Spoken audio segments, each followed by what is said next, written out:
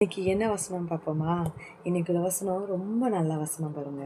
பைபிளில் இருக்கிற எல்லா வசனமுமே நம்மளுக்கு ஒரு வாக்குத்தத்தம் தான். ஆனால் இன்னைக்குள்ள ஒரு வசனத்தை கேட்ட உடனே நீங்கள் ரொம்ப ஹாப்பியாக போகிறீங்க.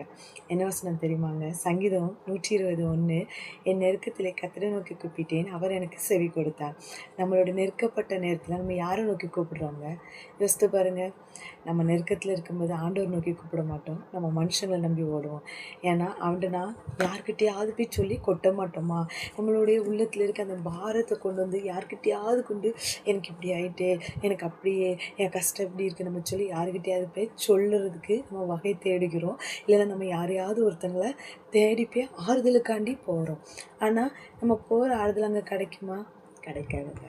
என்ன கிடைக்கும்? உங்கள்கிட்ட நம்மளுக்கு கஷ்டம்தான் கிடைக்கும். எப்படி? நீங்கள் உங்கள் ஃப்ரெண்டுகிட்ட போய் சொல்ல, அவங்க வந்து 1க்கு 2 சொல்ல, கடைசியில் பார்த்தா நீங்கள் சொன்ன கதை, நீங்கள் பட்ட கஷ்டம் வேறு இருக்குது, அங்கே போய் சேர்ந்த கஷ்டம் வேறு. அதாங்க ஆண்டவர் சொல்கிறார், நீ நெருக்கமான நேரத்தில் என்னை நோக்கி கூப்பிடு, நான் உனக்கு செவி கொடுப்பேன். அதான் ஆண்டவருடைய எவ்வளோ உருக்கம் பாருங்க. நீ சந்தோஷமாக இருக்கியா, நீ இப்படி இருக்கியா, நீ அப்போ நீ வா அப்படி சொல்லவே இல்லை. நீ நெருக்கப்படுற நேரத்தில் அதாங்க ஒரு தகப்பன் ஒரு பிள்ளையை எப்படி தேய்ச்சி வரும்.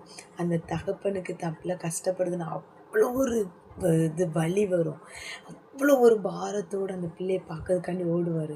அதே போல் தான் நம்மளுடைய பரம தகப்பன் நீ நெருக்கப்படுற நேரத்தில் நீ எப்போ கூப்பிடுவான்னு காத்திருக்கிறா.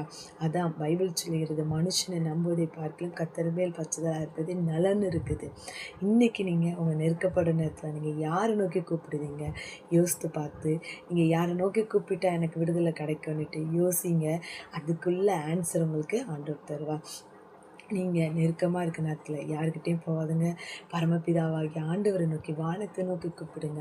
ஆண்டவர் உங்களுக்கு விடுதலை தருவாராக. ஆண்டவர் தான் இந்த வசனத்தை ஆசீர்வதித்து உங்களை பெருக பண்ணுவாராக.